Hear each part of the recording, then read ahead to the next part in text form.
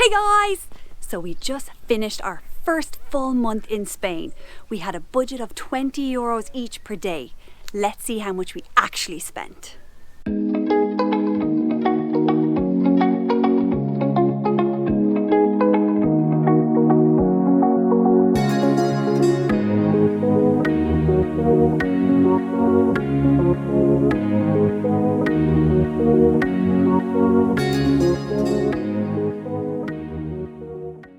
For 1 month in Spain, we spent a total of €13.59 on average per person per day.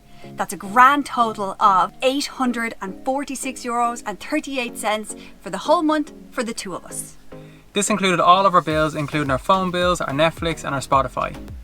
So we're going to go into a detailed breakdown on what it costs for the two of us for the month. So our biggest spend of the month is groceries. This came to a total of €299.52. Next on the list we had diesel, which was €167.70. That included driving all the way from the north of Spain down to the south of Spain. The next on the list is campsites. We spent a total of €90.60. This was for 3 campsites. The rest we wild camped. The next one is eating out, and this cost us €79.90, which is a massive improvement on last month's Wild Atlantic Way trip. I think we saved about €150 on last month's eating out, so we're doing well. Next on the list is tourism. We spent a total of €73.80 on the likes of visiting a zoo. We went to visit a cathedral and anything like that touristy that we did. The next one on the list is coffee with €57.26. That was a little bit of a drop from Ireland, but we had way more coffees over here. So despite them being cheaper, we just keep drinking coffee. They're a lot cheaper, guys. It's only $1.50 here for amazing coffee. So everybody knows I love my coffee. Next on the list, phone bills. Now I know this differs for everybody out there, but my phone bill for 1 month is €20. Dean's is €30. My phone bill is definitely the better deal as I have unlimited roaming data, which really is the biz.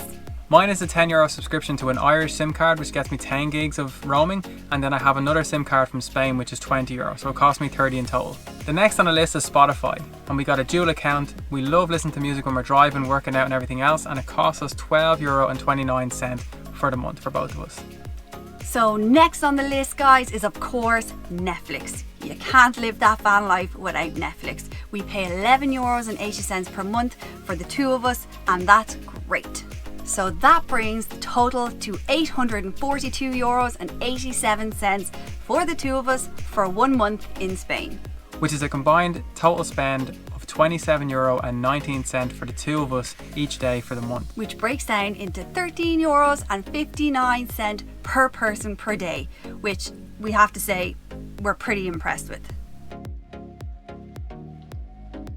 So based on our last video, we got a couple of questions about insurance and tax. How do we charge that? Is it put into the monthly budget and what way do we work it? So the best way we found was just to pay the insurance up front. So a camper van insurance, we pay €350 per year and the tax is €102. We pay that in a lump sum just so we don't have to worry about it in our monthly budget, and we haven't included that in our budget for our Vanlife spend and our Vanlife weekly and monthly spend. Okay, so now you've got our breakdown of our monthly budget. We want to give you some top tips to help you in your van life in Spain. Tip number 1, carry all of your documents with you in the van at all times. The police over here can fine you if they pull you over and you don't have your driver's license on you. It also speeds up the process if you have multiple copies of your driver's license, your logbook, everything like that, so that the police can take a copy with them instead of they going off, getting a copy themselves and just taking ages. Yeah, so make sure you have your logbook with you as well. It's really important. Yeah. Okay, so SIM cards have been a bit of a problem for us. As we mentioned before, Jenny has a great deal for her mobile roaming. I don't really have a great deal with 10 gigs, so I needed to try and get something else for uploading videos, making video calls and stuff like that. We found that if you don't have a Spanish bank account, you can't get any really good plans for roaming and data. So what we've managed to do is just get pay as you go, which is about €20 for 30 gigs. That's used in a dongle that we have just to give us Wi-Fi when we're in the van. A tip though, guys, is sort out your Wi-Fi in Ireland before you travel abroad. We found out that the plans in Ireland are a lot better than they are here in Spain.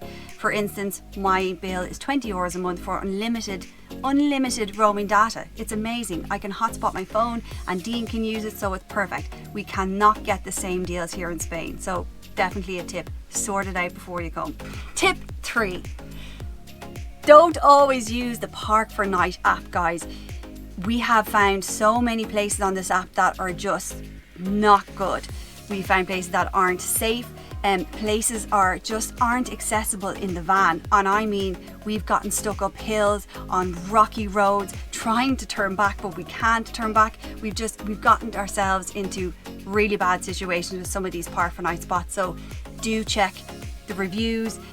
We ended up in the pitch black on a one-way road in some vineyard in the back arse of nowhere. Yeah. And that was terrifying. So trying to find your way back through that can be really stressful. And that place had 5 stars. We couldn't understand it. So we have just become to not trust Park for Night as much as we should.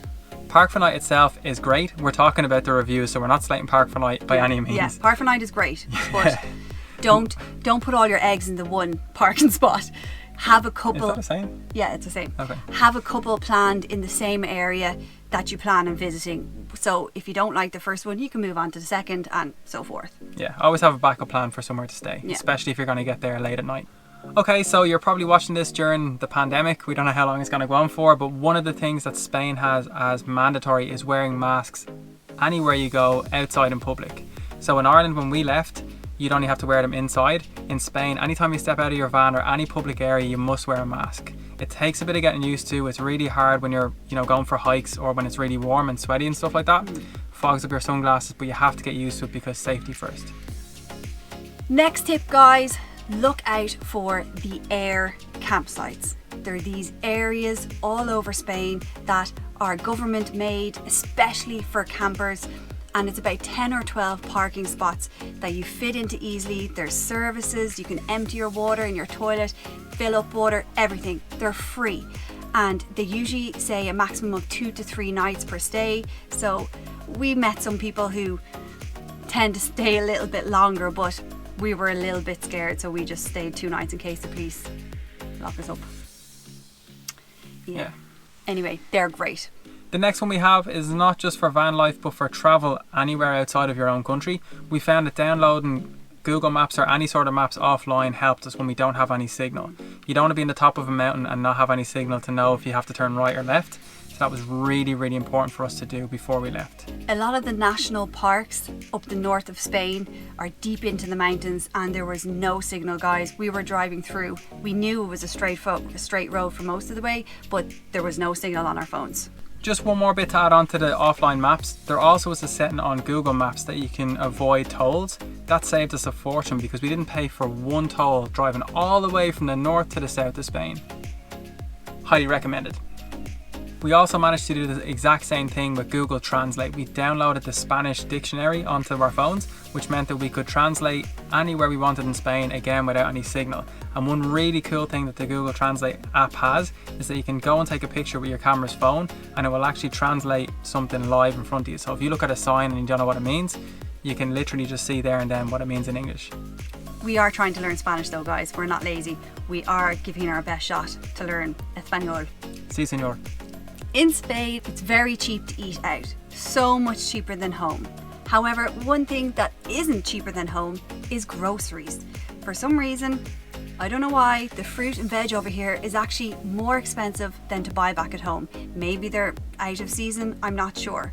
However, the likes of buying turkey burgers or meat or your chicken, it's pretty much the same price as home. It's not cheaper, but eating out is a lot cheaper.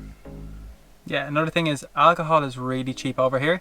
We're not big drinkers, so we don't really get the benefit of that. So that's probably why we only spent 13 euros a day, because we don't spend it on alcohol. No.